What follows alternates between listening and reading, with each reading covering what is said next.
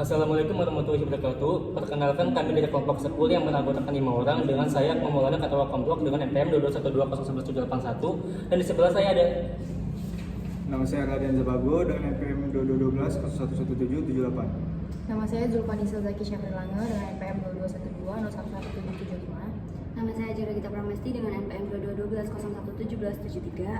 Saya Dewi Anggraini dengan NPM 22120111782. di sini kami akan menjelaskan mengenai hubungan konkret hukum tata negara berdasarkan cabang ilmu lainnya. Yang pertama adalah hubungan tata negara dengan cabang ilmu lainnya. Kajian hukum tata negara ini bersifat konkret namun terbatas. Di sisi lain, ilmu negara hanya mengkaji hal-hal yang berkaitan dengan negara secara umum. Para ahli menyelidiki dan menyusun pengertian negara secara universal abstrak ketika melakukan kajian ilmu negara. Dengan demikian, dapat ditarik kesimpulan bahwa mereka yang ingin mempelajari hukum tata negara harus memahami ilmu negara. Tanpa ilmu negara, mereka tidak akan mampu mengkaji hukum tata negara. Ilmu negara dapat dikatakan sebagai landasan atau dasar untuk mempelajari hukum tata negara.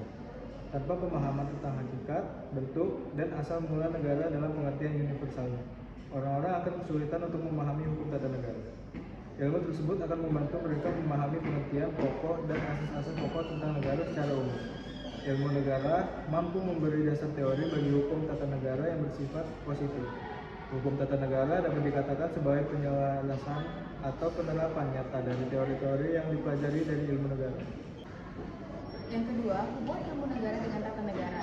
Ilmu negara dapat dikatakan sebagai landasan atau dasar untuk mempelajari hukum tata negara. Tanpa pemahaman tentang hakikat, bentuk, dan asal mula negara dalam pengertian yang diversialnya, orang-orang akan kesulitan untuk memahami hukum tata negara. Ilmu tersebut akan membantu mereka memahami pengertian pokok dan asas-asas pokok tentang negara secara umum. Ilmu negara mampu memberi dasar teori bagi hukum tata negara yang sifatnya positif.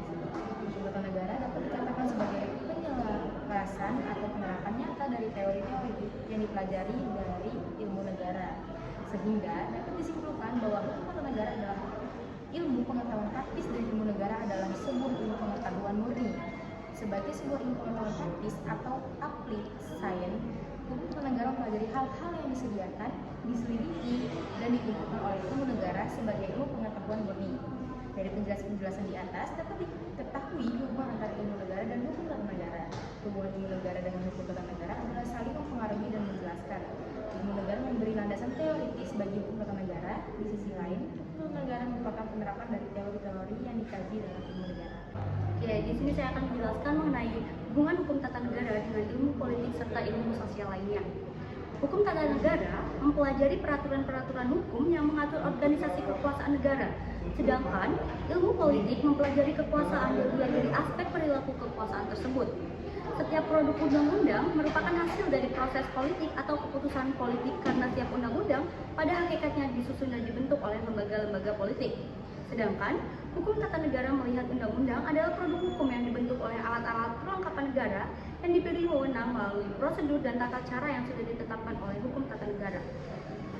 Menurut Behrens, hukum tata negara ibarat sebagai kerangka manusia, sedangkan ilmu politik diibaratkan sebagai daging yang membalut kerangka tersebut. Dengan kata lain, ilmu politik melahirkan manusia-manusia hukum tata negara dan sebaliknya hukum tata negara merumuskan dasar dari perilaku politik atau kekuasaan.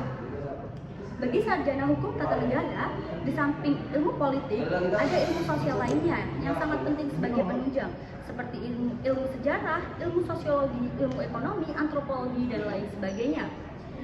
Dikarenakan eratnya hubungan antara hukum dan negara di satu pihak dengan masyarakat pada umumnya, maka studi tentang gejala kemasyarakatan itu tumbuh dan berkembang sesuai dengan kebutuhan, sehingga melahirkan ilmu sosial pada umumnya. Ilmu yang menyelidiki gejala-gejala kemasyarakatan pada umumnya disebut ilmu sosiologi, dan yang mengkhususkan kajiannya mengenai gejala kekuasaan disebut ilmu politik. Demikian pula dengan cabang-cabang ilmu sosial lainnya. Nah, selanjutnya adalah hubungan tata negara dengan hukum administrasi negara. Berhubung hukum tata negara dan hukum administrasi negara itu adalah sebuah jenis hukum yang tersendiri yang mempunyai objek penyelidikan hukum, maka sistematika hukum pada umumnya dapat diterapkan pula terhadap hukum tata negara dan hukum administrasi negara. Sistematika yang dibuat oleh Logiman dan bukunya itu dibagi menjadi sebagai berikut. Yang pertama, hukum tata negara dalam arti sempit meliputi personer, yaitu mengenai person dalam arti hukum yang meliputi hak dan kewajiban manusia. Kemudian bagian B yaitu Debisphere, yaitu menyangkut wilayah atau lingkungan yang dimana hukum itu berlaku, yang termasuk dalam lingkungan yang dimaksud adalah waktu, tempat, manusia, kelompok, dan benda. Yang selanjutnya yang kedua itu adalah hukum adaptasi negara, itu meliputi ajaran mengenai hubungan-hubungan hukum. Materi mengenai hubungan hukum tata negara dengan hukum internasional publik. Hukum tata negara dan hukum internasional publik, baik hukum tata negara maupun hukum internasional publik, sama-sama merupakan cabang ilmu hukum publik. Akan tetapi, objek perhatian hukum internasional publik sangat berbeda dari objek perhatian hukum tata negara. Hukum tata negara hanya mempelajari negara dari struktur internalnya, sedangkan hukum internasional publik mempelajari hubungan-hubungan hukum antar negara itu secara eksternal. Di samping itu, hukum internasional itu sendiri ada pula yang bersifat privat atau perdata, di samping ada yang bersifat publik. Tentunya yang mempunyai hubungan erat dengan ilmu hukum tata negara adalah cabang hukum internasional publik. Keduanya sama-sama menelaah dan mengatur mengenai organisasi negara, akan tetapi hukum internasional mempelajari dan mengatur mengenai hubungan-hubungan eksternal dari negara, sedangkan hukum tata negara berurusan dengan aspek-aspek hubungan yang bersifat internal dalam negara yang dikaji. Misalnya, konsep kedaulatan yang dikaji oleh hukum internasional adalah konsep kedaulatan yang bersifat eksternal dalam hubungan antar negara. Sedangkan dalam hukum tata negara yang dibahas adalah perspektif yang bersifat internal, misalnya teori tentang kedaulatan rakyat, kedaulatan hukum, kedaulatan raja, ataupun teori kedaulatan tempat. Baik, sekian dari kelompok kami, kurang lebihnya kami mohon maaf. Wassalamualaikum warahmatullahi wabarakatuh. Thank you.